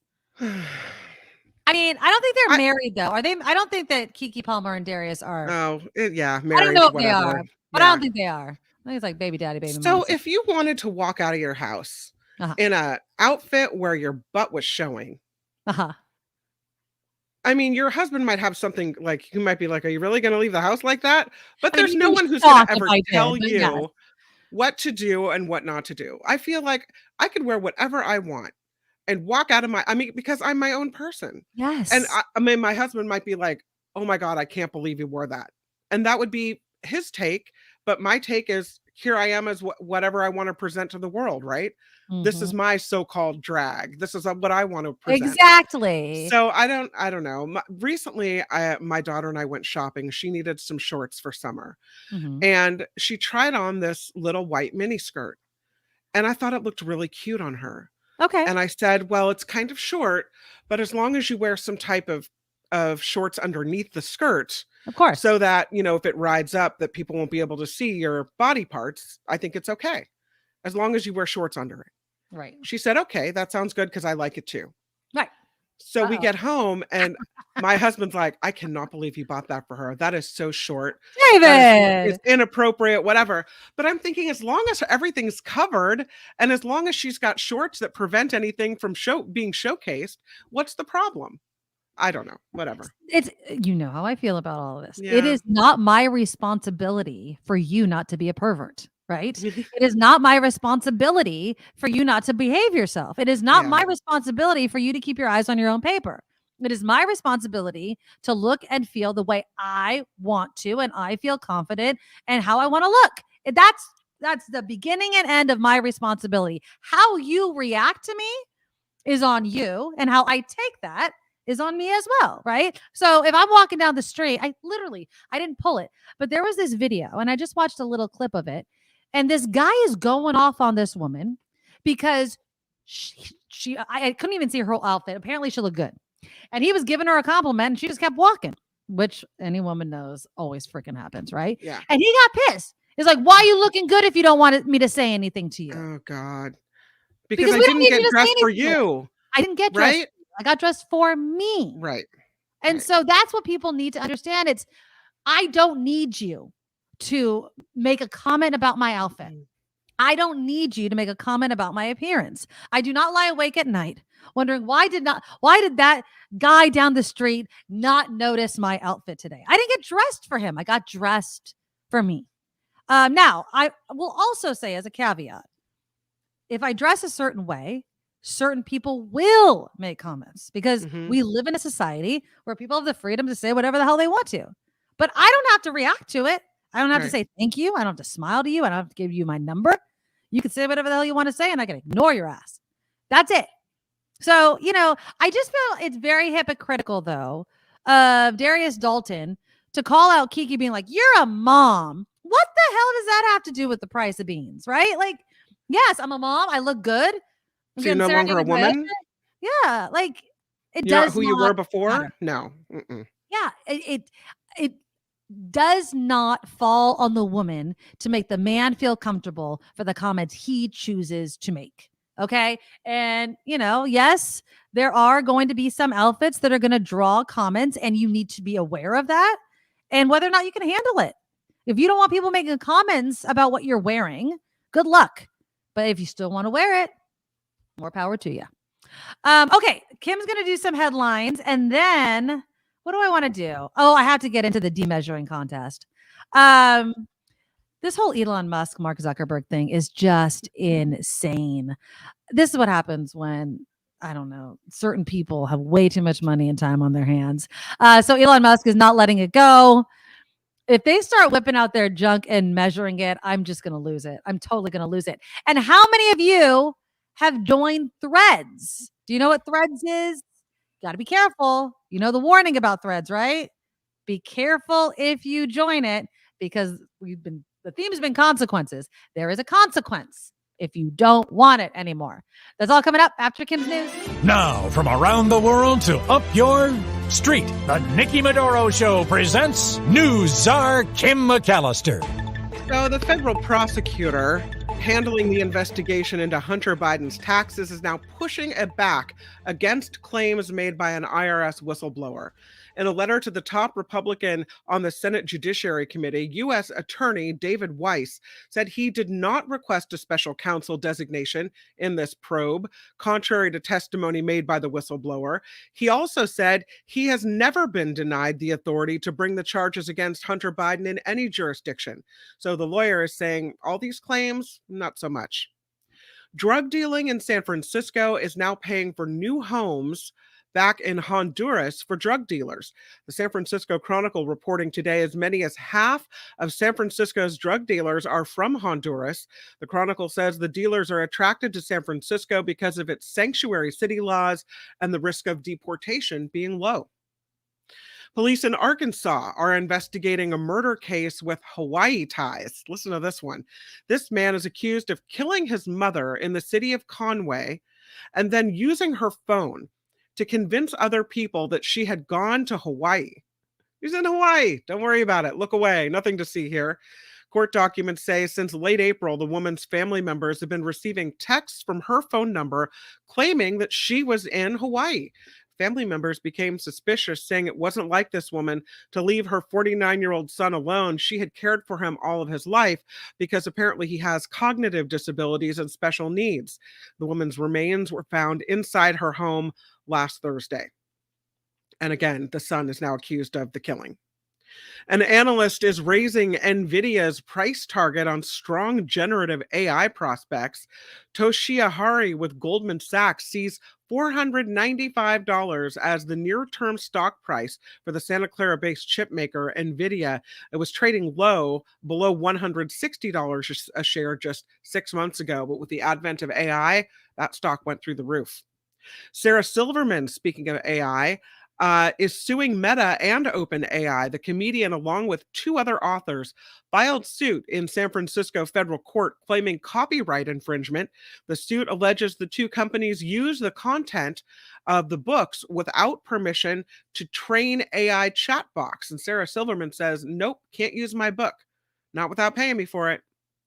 Speaking of these chatbots, artificial intelligence chatbots are taking orders at fast food drive-thrus. San Carlos-based Presto Automation has placed its somewhat robotic-sounding systems in about 300 locations so far, including Carl's Jr. and Del Taco restaurants. The order-taking system has a basic set of responses, but the company says it will learn and improve over time. It gets smarter. Actor and entrepreneur Danny Trejo is filing for Chapter 11 bankruptcy after amassing a $2.5 million tax bill. That's hard to get out from underneath. According to legal documents, Trejo filed in February and says he repeatedly made a mistake in claiming deductions that led to the enormous amount owed in back taxes. His successful business, including Trejo's Cantinas, as well as his taco and donut shops, are not part of this bankruptcy. I'm Kim McAllister, and this is the Nikki Medoro Show. Thank you, Kim. All right, click the thumbs up button. I do want to give some shout outs to people that have been very generous. Beth started us off with a $20 super sticker. Looking forward to enjoying your new time slot in August. Yes, thank you for the reminder. So starting in August, we are going to be moving to the mornings. You will wake up to Nikki and Kim instead of having lunch with Nikki and Kim, although it's like old times. We're still going to be doing the food segment, maybe brunch, maybe just what we're going to eat for lunch. I don't know. We'll see. We'll figure it out. We're definitely keeping that segment though, because it's one of my favorites.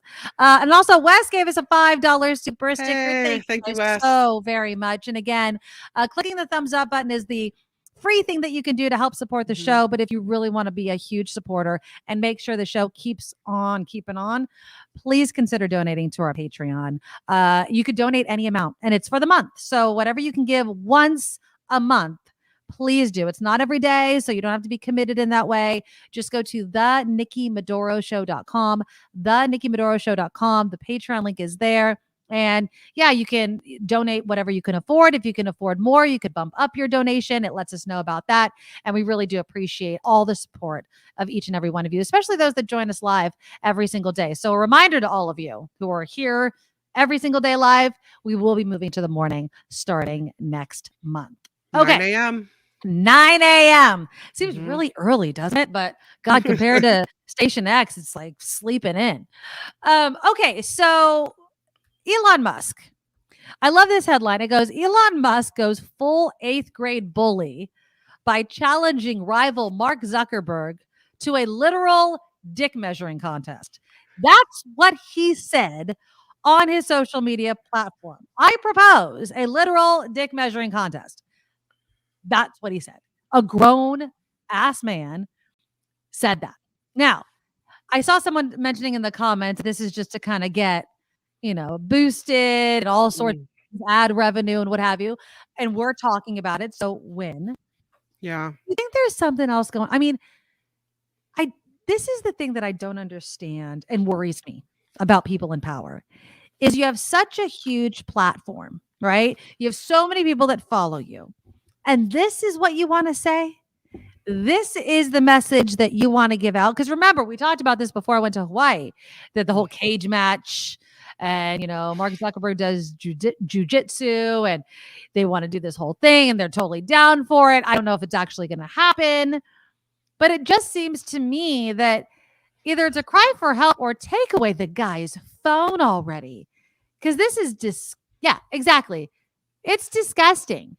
It absolutely is. Now, I don't think Mark Zuckerberg's responded to the D measuring contest, but I do think that Elon is trying to get attention because of what's happening with Threads. Now, Threads, I have a picture of it. If anybody has joined Threads, let me know in the comments because I have not. They have 100 million people have joined in 5 days. Yeah. So this is what it looks like. It kind of looks like Twitter, right? So Elon Musk is probably essing his pants. Apparently, Twitter's traffic has been tanking since Threads hit the scene, but I don't know if that's just a snapshot of time or whatever. But, the women of The View were loving it. They're like, oh, it's so nice, because Twitter can be so toxic, which I do agree. Twitter is not the same. It's not the same since Elon Musk took over. It's not the same since he had to start paying for the blue check mark, even though anybody can get it and it doesn't really mean anything anymore. So it could be that Elon Musk is just trying to get attention. So he's just waving his dick in the air, right? So he's like, oh, I'll measure it and that'll bring people back to Twitter, which I don't think so. Oh, Kim, you joined. Okay. Now, you haven't done anything with it. So has anybody really gone down the rabbit hole of Threads yet? John says Threads is no website you can use. You need an Android or an iOS device, an iPhone on your computer, so I won't use it. Here's the other thing. This is the warning with Threads. It's linked to your Instagram account. So if you ever want to delete Threads, you delete Instagram and all of your followers and everyone you follow and all of that. So that's what you need to keep in mind. There are also some other warnings, data mining, obviously your information, which is always what you get for something like this. I would say the biggest thing that people didn't realize is that they lose their Instagram account, but it is tied together. I don't need another social media platform in my life.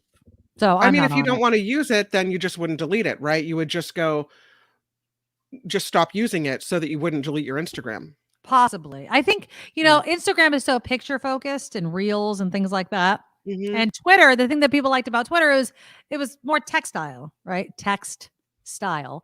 Where it was just, whatever the number is up to now, the characters, and you could just scroll through it, get your news, get a comment out there. Yes, you could post videos. Yeah. But I think since Elon Musk took over, that's even harder. So I don't know. I mean, I don't need another social media platform, but I'm not at all interested in getting Threads. Liz says, I'm not joining Threads. Don't have Instagram. Threads isn't new. Harry says, yeah, I joined Threads. Why not? Can't be any worse than Twitter. I used to like Twitter. It took me a while to get on it. I wasn't a huge fan of it at the beginning, but my whole thing is similar to streaming services. How many do you need? How many do you need to get out there? So, you know, the younger kids, they're not on Facebook anymore, right? They were on Instagram. I don't know how many of them are going on Threads. There's Twitch, there's Discord, and those are all used in different ways. A lot of it is for live streaming and stuff like that. Snapchat is their big deal. Snapchat is good too, although that's been out for a while. I think that once, Kim, no offense, once we start joining things and the kids are like, they're off this. Yeah. Exactly. Like we're totally done. Never have, never will. JR join Truth Social. Truth Social, baby. No, thank you. Nope. But yeah, the way you use your platform and your virtual social microphone, it matters. Yeah. You know, and so when we have Elon Musk making comments like that, when you have Robert F. Kennedy Jr. making unsubstantiated claims, and people are like, he should debate. Why? He doesn't back up anything with facts. He just throws out a stat and you're supposed to swallow it hook, line, and sinker. And I don't care if he considers him a independent or a Democrat or what have you. When you have a huge platform, that comes with a responsibility. And whether it's Elon Musk or Donald Trump or RFK Jr., you need to use these in a responsible way. And if not, then you have disqualified yourself, in my opinion, and for me, to have bigger positions of power. Wes says, I'm going to wait and see who uses it. If a lot of people I like to follow jump on, I probably will, but no need for me yet. Yeah, it's kind of how most of these things are. You know, it's one of those things where if you do it, I'll do it. But if you're not going to do it, why will I go? Vilma says, what juvenile behavior? Maybe Elon needs professional help. I will say that I think there's many points in life where I've thought Elon Musk needs professional help. I think the richer you are and the bigger platform you have, makes it more likely you're surrounded by a bunch of yes men and yes women who make you feel like you don't need help, right? Which is also kind of the problem. I don't know. People are saying Threads is nicer. All it takes is for too many buttholes to get on there and spew things, and then all of a sudden, which will happen eventually. Exactly. So I don't know if I'm necessarily going to join it. Yeah, SF Tesla. Well, for those staying behind on Twitter, turn off the lights when everyone else is gone. Yeah. I mean, I'm on it right now. I'm on Twitter.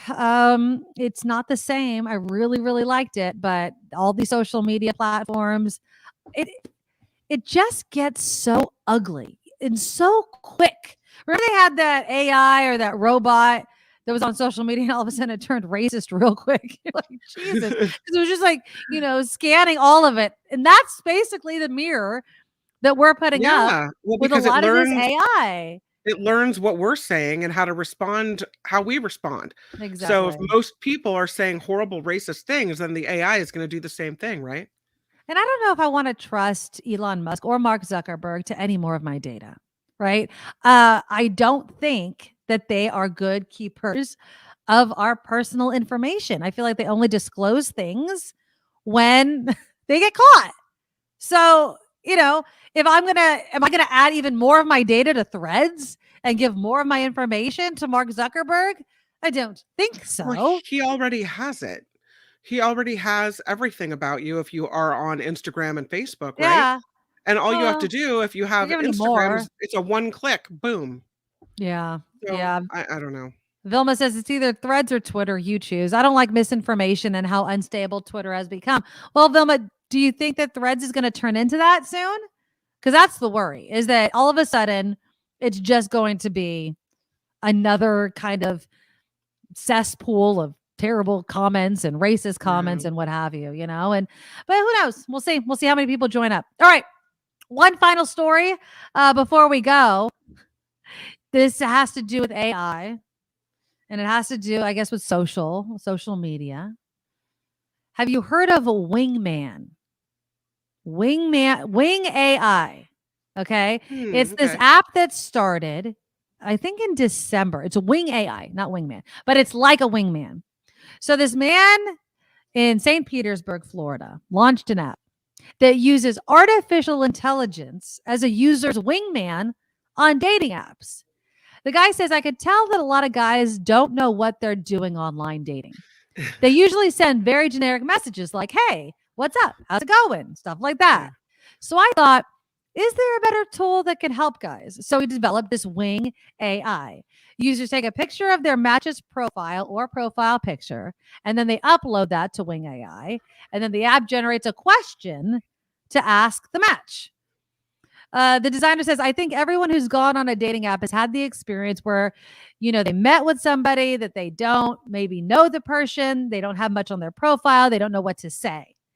Kim, if you were going to do online dating, and I know we're, married women, longtime married women. Yeah. What do you want them to say besides, hey, what's up? How you doing? Do you need an AI? Do you think generic things work, or does interesting, kind of off the wall, weird thing to say work for you in your non-married opinion? If someone would send me, I mean, you feel like maybe, say I'm the loveliest woman in the world. Right. And say I get a lot of responses to my photo. Not that Right. any of this is based in reality. Right, But right. in my world that I'm making up right now, I get 20 responses a day. Right. I can't go through them all. I can't date all these people. And so the one that pops through to me is going to be the one that's funny, right? That Yep. maybe has a little joke, that maybe makes me chuckle a little bit and makes me think this person would be fun to hang out with. Then I'm responding. I agree. It has to be kind of funny. Right. Anonymous makes a good point. Writes, makes sense. Some women on dating apps have in their bio, quote, say something that stands out. Oh, okay. Hey, and what's up should just be intro to a deeper conversation. And I've read some horrific dating app conversations where people get sexual way too quickly, right? No. And they you don't want anything like that. They can't comment too much on your photo, right?